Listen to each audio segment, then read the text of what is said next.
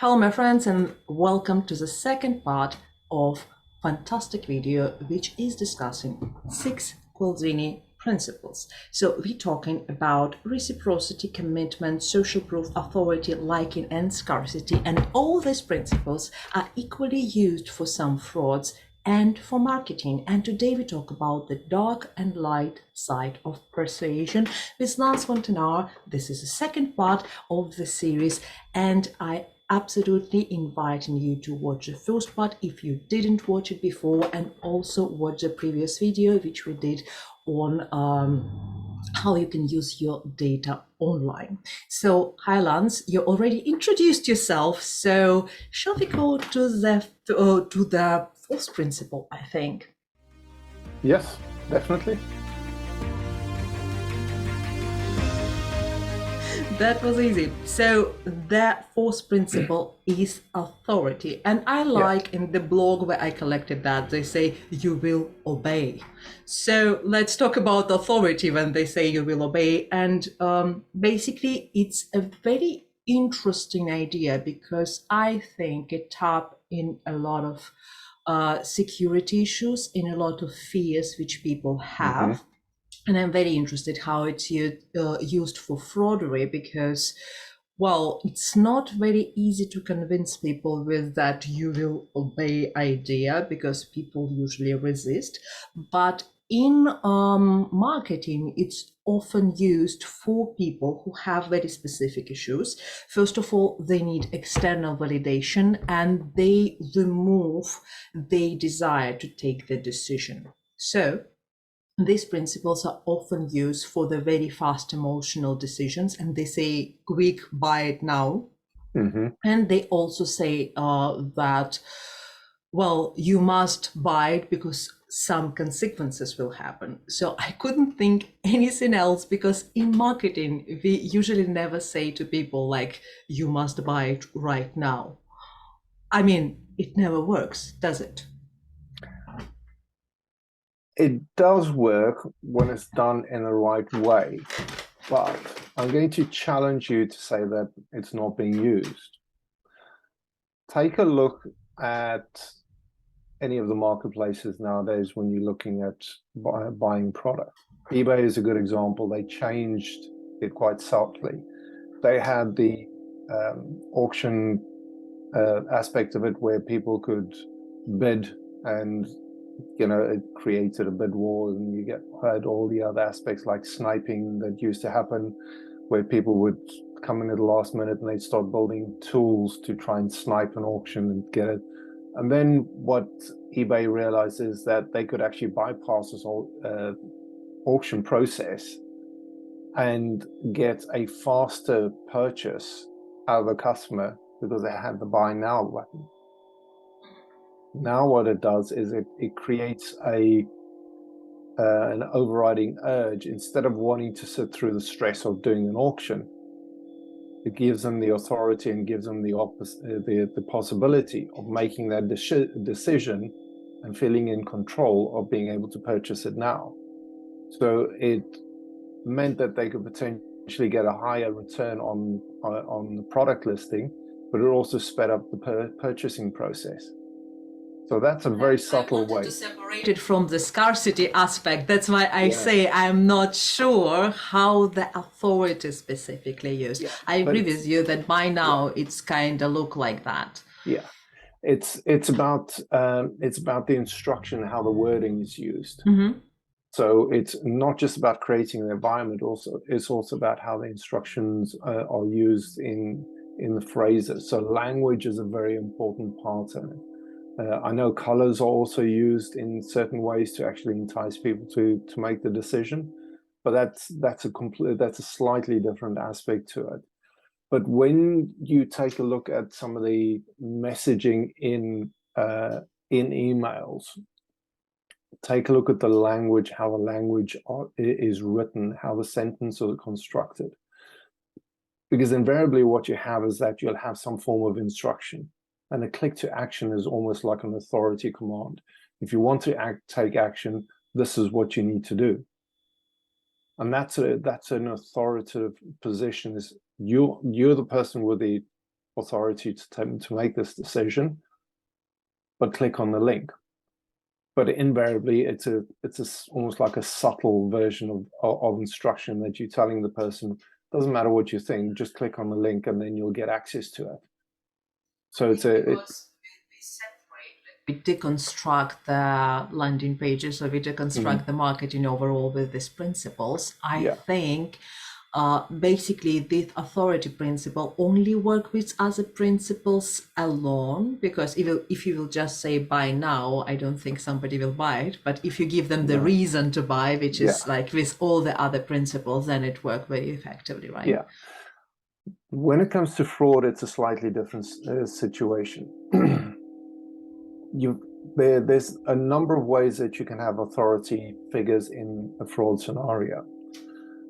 In the back side of things, which is the email invoice fraud one, invariably what they would do is they would send an email from either a CEO or a CFO or a higher level manager to somebody that's lower in the organizational structure.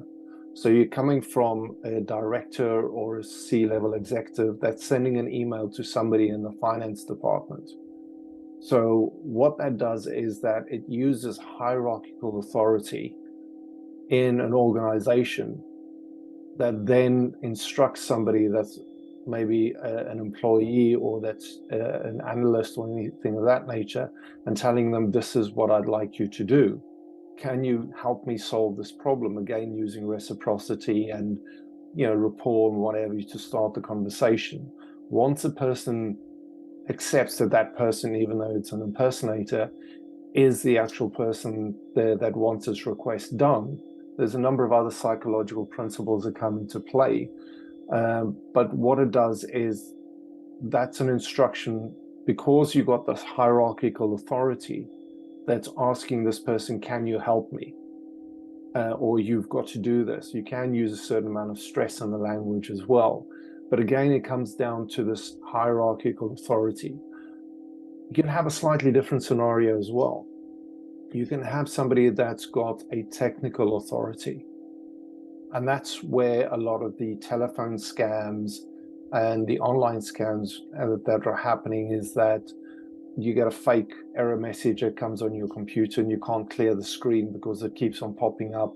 And then you call the helpline, which is invariably a fraud helpline, and you have somebody that's on the other side of the telephone or the chat or anything else. And it's basically somebody that's technically an authority. They can tell you how to fix your computer. And that can lead them to either installing malware or defrauding you or emptying a bank account or something of that nature. So authority is very different depending on how the scenario is set up and how it's being used. You can have organizational authority, as I said, in a level. You can have a technical authority where somebody is an expert, and their expert allows them to then dictate the terms of how the other person is going to be directed. And authority is not just a single point where it's between one person and the other person. Authority can also be somebody externally who's supposedly a manager or somebody else that requests an assistance to solve a problem for somebody internally. So even though you don't have the direct internal hierarchical structure, you still have the associated and inferred hierarchy of a director or a manager in another company that's speaking to somebody who's slightly lower in an organization. It's very seldom that those type of fraud targeting will be from somebody lower in an organization or a position targeting somebody higher up, because the authority position of the other person will dictate how they can, you could say, deny the request. And that's why when you want to target somebody for fraud, you need to make sure that you know how the structure is going to be set up, whether you're going to use hierarchical and social authority, or whether you're using a technical authority to target a person. Because as a technical authority, you can target anybody in the organization. And that's how a lot of social engineering attacks happen or telephone attacks happen, because it's a potential technical authority that's solving a problem for somebody that's maybe not computer literate, but that's very higher in a organization that needs to have a problem solved. So it's an interesting dynamic in that regard. I can clearly see how it works, like for fraudery and things like that. I still, for marketing, I think it's like a little bit more complex because people are not that willing to obey willingly, and marketing is a lot about willingness. I think that what we discussed today is a lot about how we can manipulate people, or bad people can manipulate people to do something which they don't want. And how in marketing, it's like a light side. We literally talk about how we engage people with something, but they still have a choice. In case of fraudery, they kind of have a choice, but they don't know about that. So let's talk about the second part, or its fifth principle, by the way. So second part of this video, it's liking. And liking, it's like when you like someone, it's a lot about when you share the story in a marketing, because it's like really people connect with other people. When we talk about human to human marketing, this is all about that. We like another person, we like person for some reason. Again, we use all these principles to enhance this likability. And it's a lot about sense of belonging to a specific tribe, or belonging to a specific group of people, as we were discussing, love to the Star Wars or something like that. So like, or belonging to nerdy community, we use some very specific, difficult words, and people like, oh my God, these people are too smart. Or liking specific music, for example. So many people love specific groups or something like this, fan clubs and all those kind of things. Not to mention Clubhouse, when the whole marketing was around a very special people who like audio. So it's like really connecting people by a specific preference, and also by feeling like they are very unique and chosen, because like as Android user, I felt I don't belong to that group. And, so they actually built a very good marketing around this idea that it's initially only for Apple users. So liking is a very powerful method, and it can be used in a variety of ways, starting from the classic explanation. Imagine that you and your customer is in a bar, and you don't tell them bye now. You tell them your story, you like each other, so figure out how your customer actually can relate to you. So that's understandable. How people use it for fraudery specifically, because of course I can imagine many different ways. Tell us more about that. Liking is a bit more subtle when it's implemented. It starts with the engagement process. That's one of the key things. It normally means that the targeting is going to be a lot more extensive, slightly longer process. And that's where you try and get the engagement process going, get the conversation started, getting some kind of email exchange going, or even a telephone call. The key thing is that it comes back to your digital footprint. If there's been data that's been collated, if it's been targeted.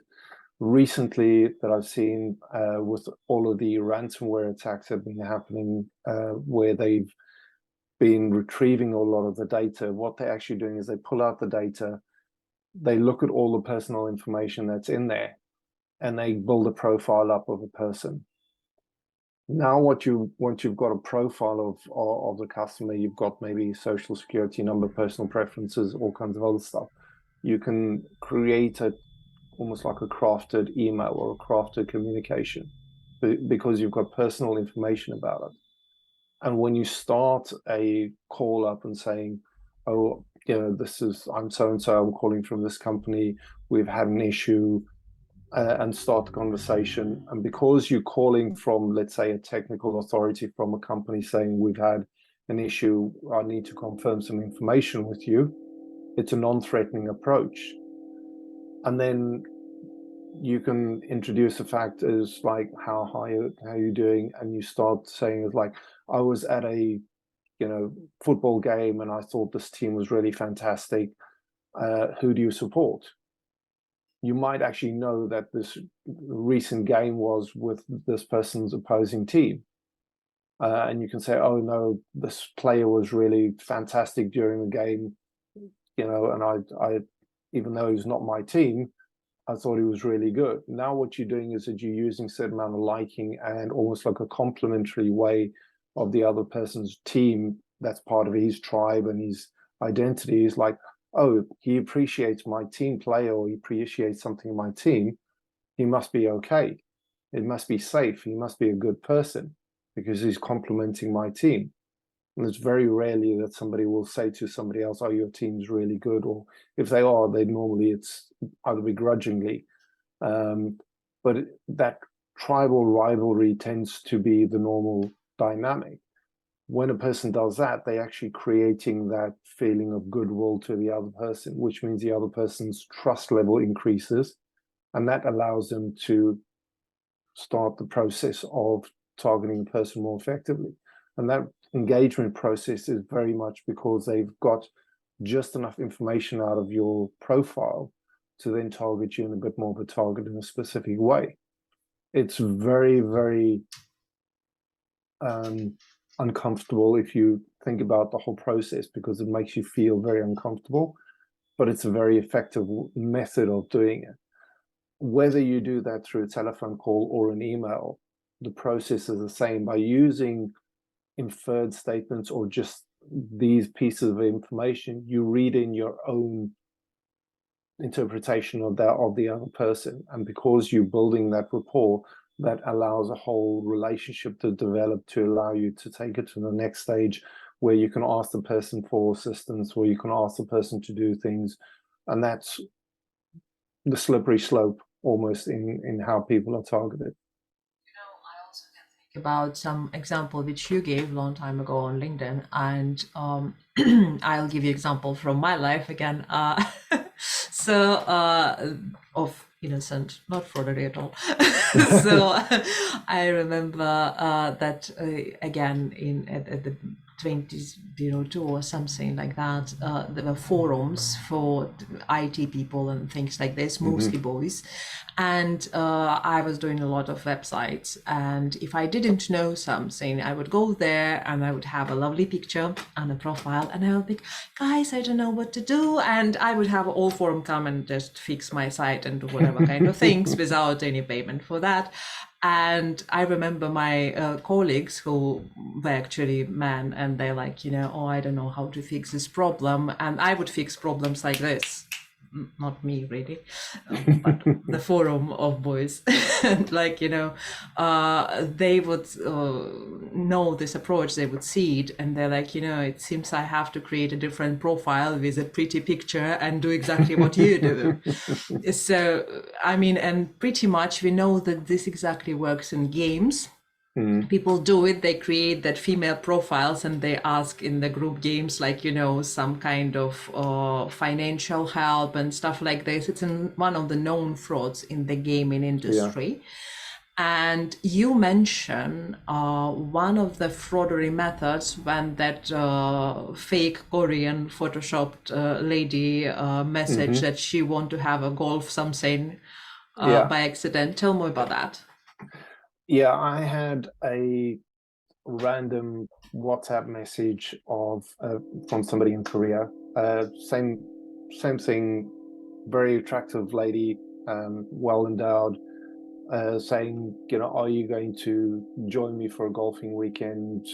We've got this, gift. We want to invite you out, and would you be available?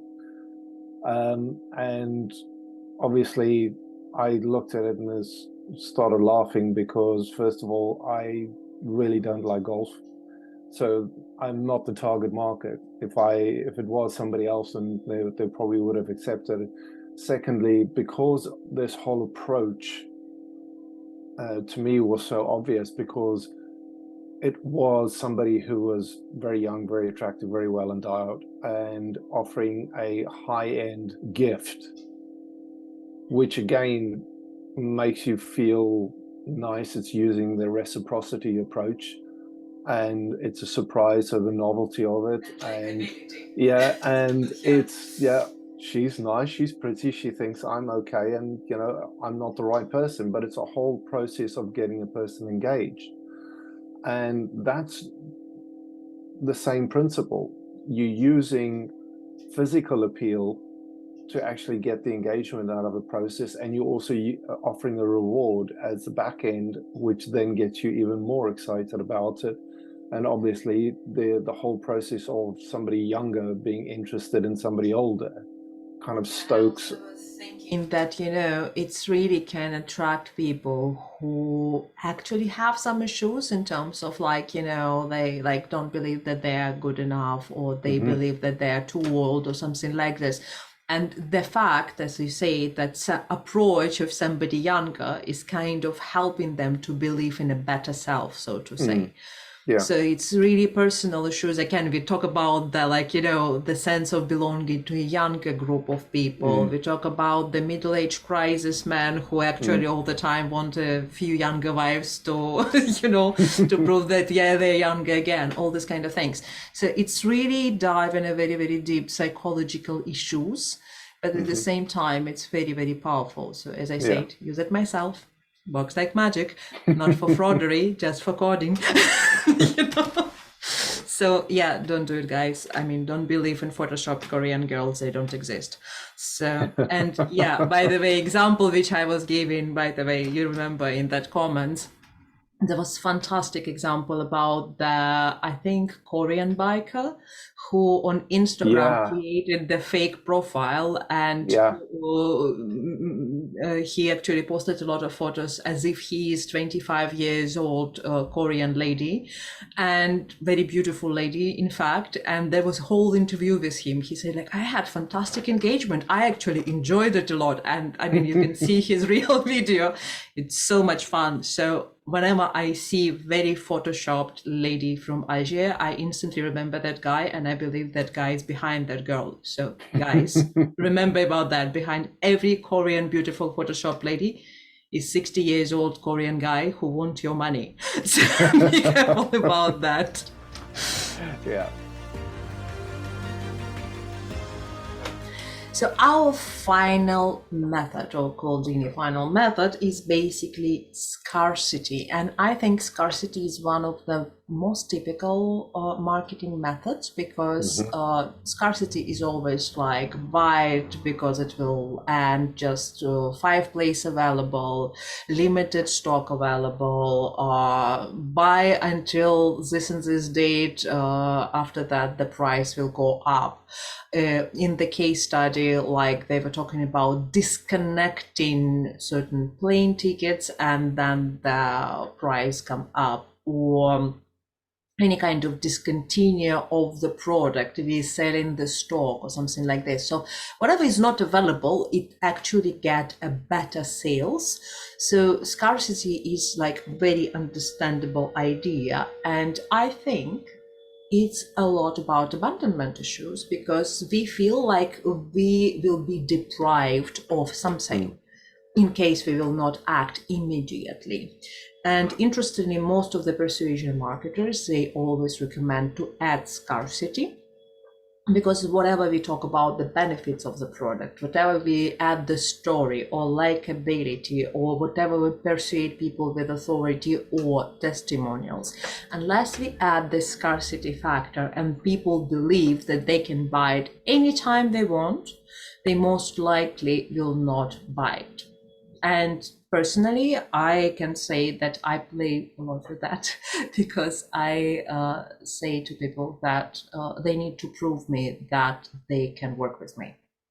And I don't use scarcity for a reason, because I believe that people need to make a choice, and then they will have a better conversion, and people will have responsibility for their choice. But when we work with a different type of market, like for example, products like Coca-Cola, small products, very affordable products, where people use more emotional, not logical decisions, this works really, really quickly and really good. So how does it work with fraudery and all their terrible manipulations? Literally the same process with kind of scarcity. It's probably the most common way of targeting people. Most of the examples I've seen, some of them will be in the kind of backfield. In those cases, what they'll do is they'll say that they purchasing a company in another country. They need to have all the financial information of the current company so that they can prove to the kind of solicitors that there's enough funds available. And once they've got this agreement in place and they got the the authorization through and they got the agreement through, then they'll go ahead and purchase the company. But we need proofs that we've got funds available. So that's using an example of scarcity, because they need to prove to the other kind of company their intent. Can they provide the information? Can they provide the details that the company have got the funds available? And then the second request was, can you send money to the bank account, because we're going to be purchasing company. We need to make sure that this is done because it's a financial year end, so we can't tell people about it. It needs to be kept confidential for obvious reasons. So can you send this through as soon as possible, because we'd like to get the purchase through before the end of the year so that it can be rolled up into the next year's financial reporting and everything else. So that's more of a subtle form of scarcity and kind of manipulation to get a person to take a decision. The other example that a lot of people will see is most likely phishing attacks, where people are going to lose access to their accounts, or they need to log in to see some information. Maybe your mailbox is 80% full, you need to delete some emails. Can you please log in and delete and clear your inbox? That's a really good example, because it's creating a limited capability and capacity, and the person needs to delete some emails. And that uses other aspects of the branding and the look and the feel to make sure that it presents maybe like your official email provider, whether it's a free one like Yahoo or whatever. I've seen quite a few examples of those, but Outlook, there's a number of these templates that you can have.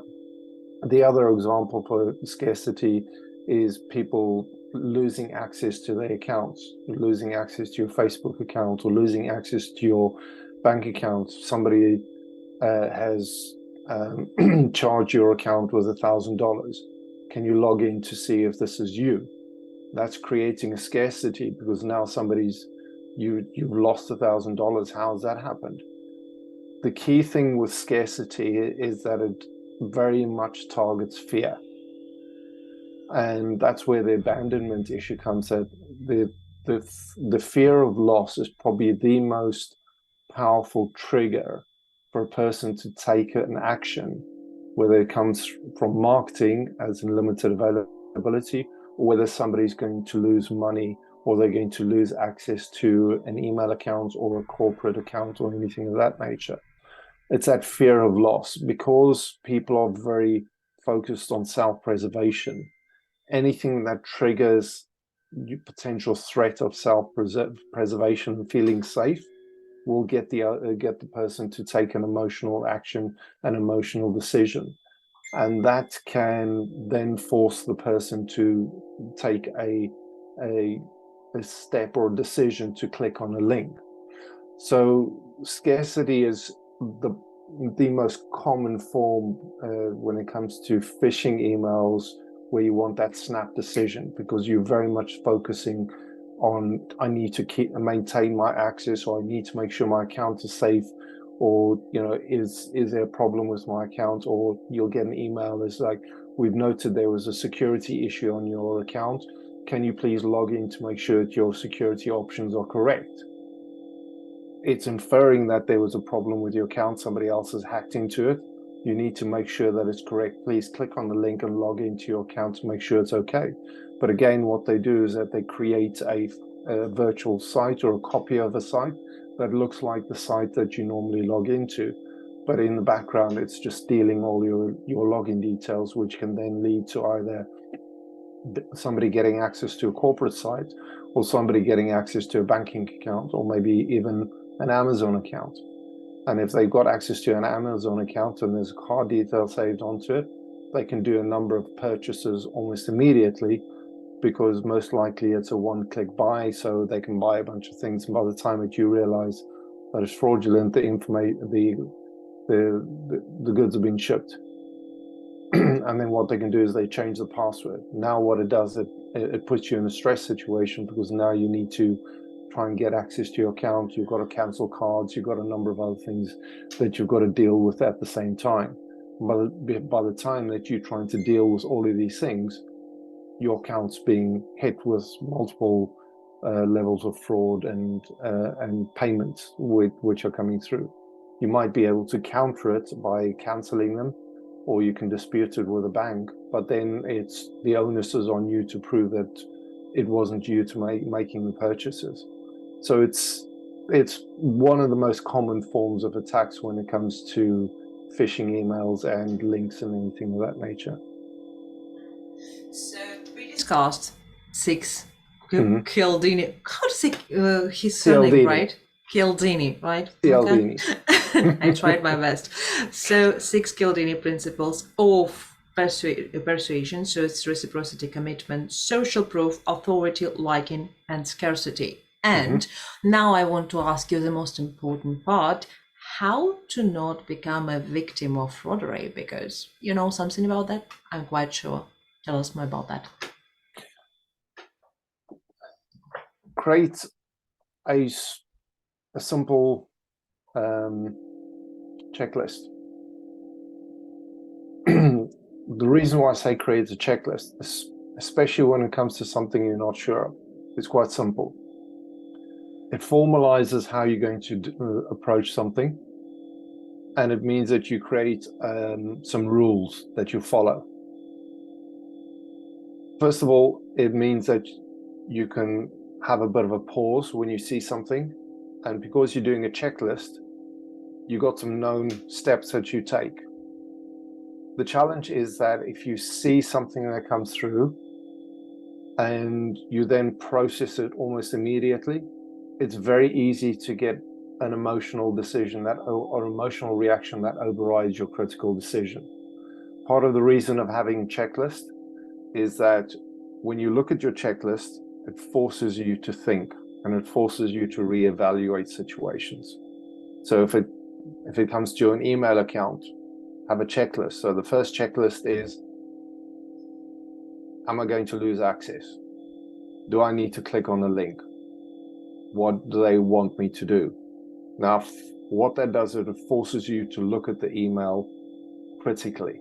Secondly, instead of clicking on the link and following through with the steps that you want to take, go to the browser that you normally use and then log in from the bookmark that you've got, or log in directly onto the website, and then check your account status, check your account for any kind of messages or notifications.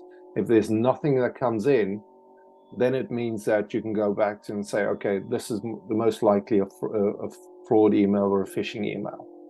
Then you can do some additional steps, like checking if the email is correct, if there are spelling mistakes, and a couple of other more subtle things.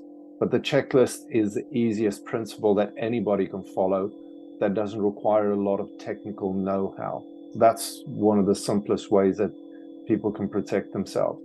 The next thing is, when it comes to your accounts, make sure that you have multi-factor or two-factor authentication.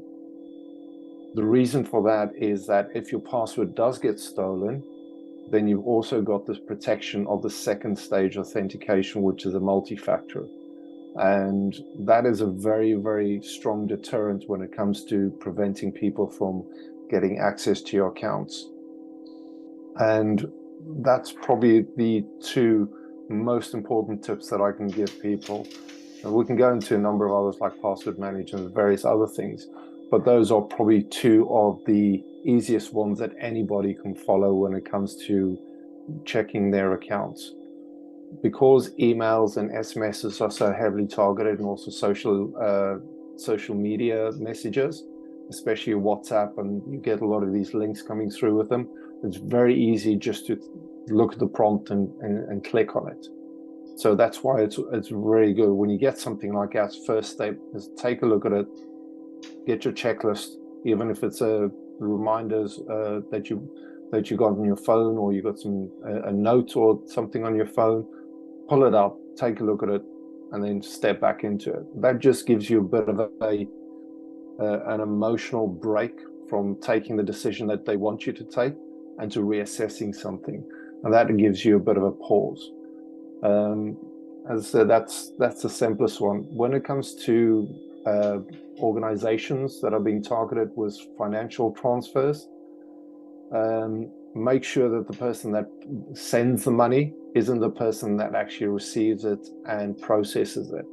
Because invariably, if it's the same person, they can very easily make the mistake of transferring the money. So have somebody else do a check to make sure that everything is okay. Get somebody else to double check and authorize it. If need be, pick up the telephone and call somebody.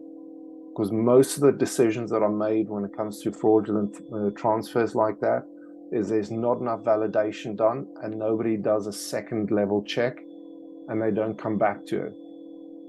Invariably, because a lot of the smaller companies are being targeted, they know that the person who's a financial controller is also the person that's accepting the request.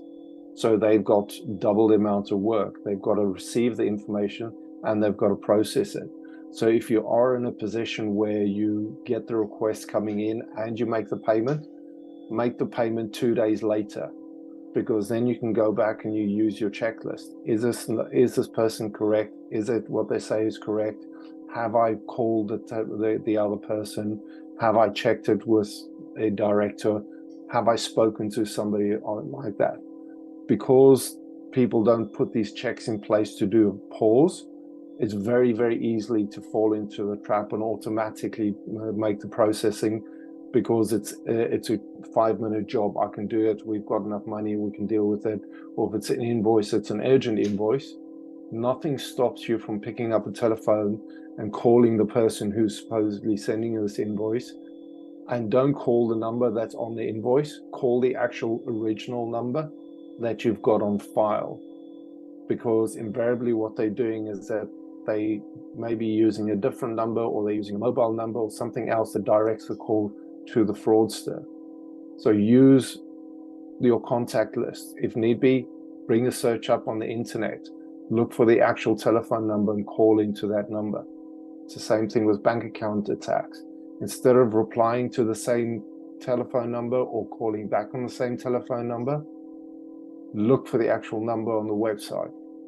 Look for the actual number in your contact list. Do you have a card, a bank card with the actual telephone number? Call that number. Don't always follow the instructions that are on screen, because invariably that can be manipulated, or can be fraudulent, or can be incorrect.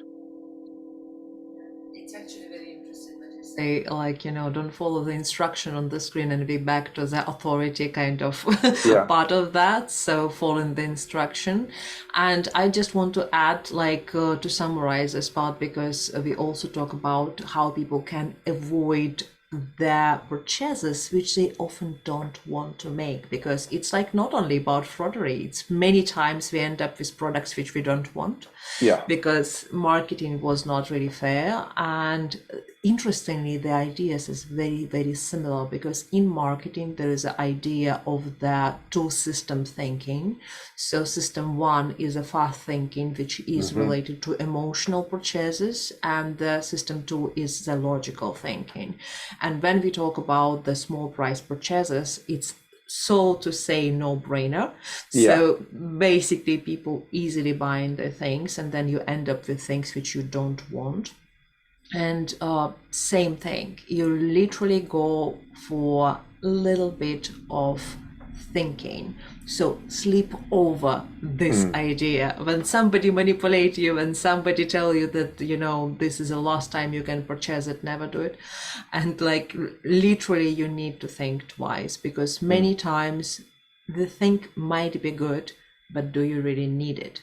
So that's really interesting thing, because for example, many companies which sells through catalogs or something like this, they add something lovely like a very cheap bag or some very cheap something if you buy it today, and then you end up with a lot of absolutely useless things, and you can see it, you know, I did it many times.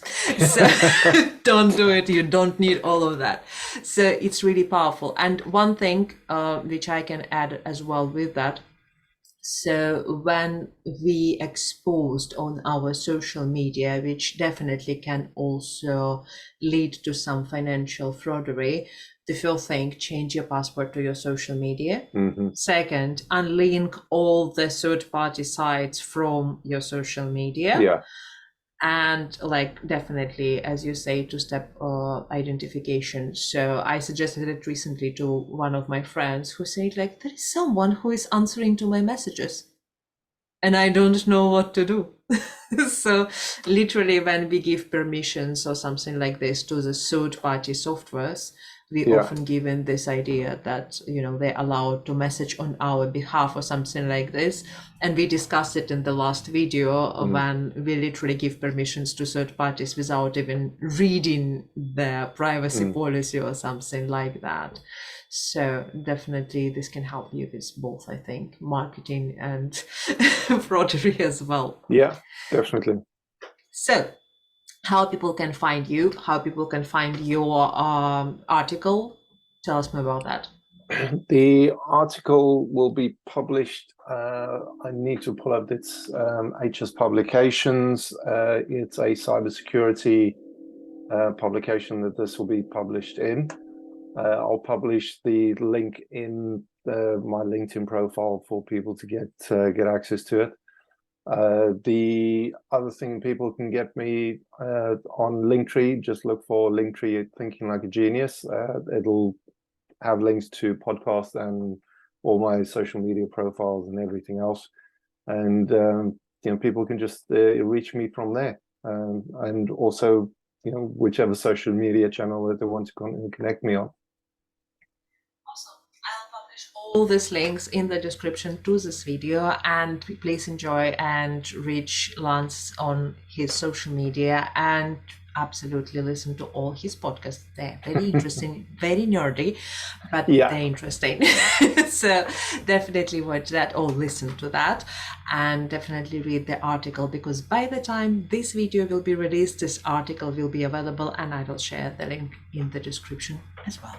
Excellent. So thank you so much for this interview. It was a pleasure. Thank you very much for it.